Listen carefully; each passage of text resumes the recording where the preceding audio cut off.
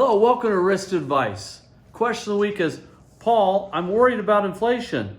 What can I do to hedge inflation?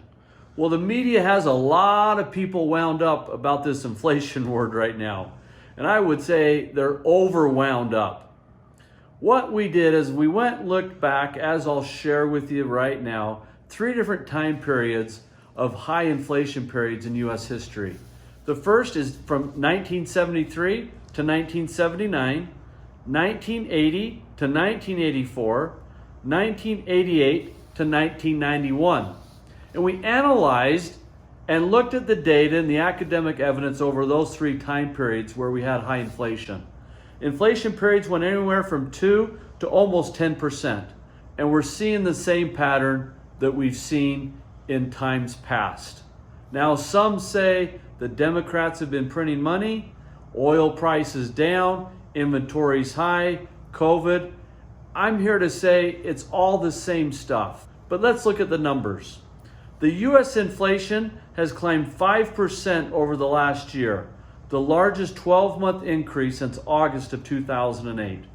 Remember, year to date, the average inflation is still sitting at 2.5, all within the right strike zone that the Federal Reserve is managing. We all need to have inflation. Inflation's good. Too much inflation is bad. But let's settle down, folks, and be calm and go about our normal lives instead of getting all wound up. We believe in being informed and prepared in regard to short-term inflation. A lot of investors are wondering how to position their portfolios. Take a look at this chart going back the last 10 years with inflation and how other asset classes have done. As you'll see, the main asset class that stands out to me is gold. Whenever I get asked about inflation hedges, most people bring up the word gold because that's what their dad and mom told them. Well, as you'll see, gold has only outperformed inflation half of the time, while global and U.S. stocks have the highest medium average return during an inflation period. You'll also see that real estate, low of -7 to a high of 26 and a medium of 7. You'll also see many people are saying buy energy stocks. You'll see with energy, -38 on the low, high of 36, an average of -11%.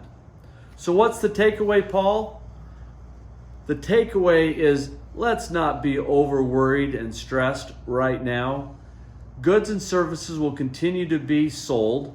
Inflation is an essential component of the global and the U.S. economy, and it's important to have inside our economy. But let's settle down, relax, let the media do their job, which is to increase your blood pressure and to try to get you to do uneducated and unintelligent things with your money. Let's not give way to that.